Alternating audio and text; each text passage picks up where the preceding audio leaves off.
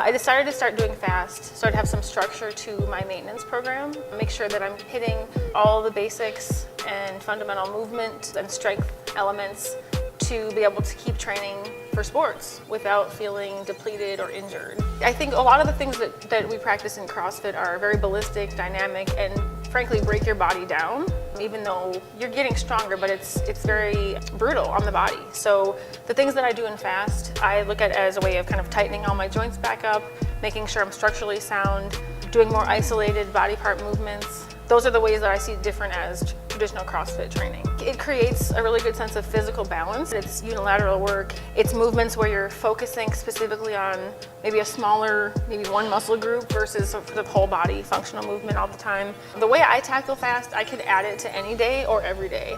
So depending on my time, I would add it on any given day.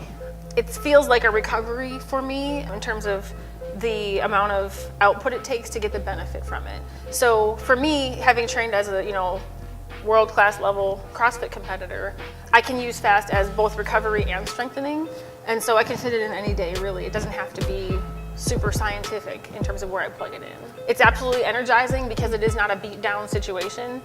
You're doing sort of smaller increments of time and also different types of movement. I think anyone who does a lot of CrossFit style work, you're going to encounter joint issues at some time or another. So obviously we hear a lot about shoulders and knees and really any part of your body, back. So having that balance, that structural stability, knowing how to execute certain movements and being able to break things down into smaller pieces like we do in fast, it's really helped sort of manage so that I'm always hitting shoulder maintenance on a regular basis. I'm always hitting knee maintenance on a regular basis, as opposed to having to add it additionally on the side. I can just come to class. It's all kind of tied up in a nice package for me, and I don't have to think so hard. Just come have fun, and I'm really getting some quality work done. Some people think it's going to be easy because if they've done CrossFit, then it's like, oh, it sort of looks like a circuit training. Like that's not that challenging, but it's actually incredibly challenging. It's basically just like anything else. It's what you make of it. It's what you put into it. And even again, as someone who's competed at the highest level in the sport of CrossFit, I still get a challenge out of it. So that's the part that was surprising.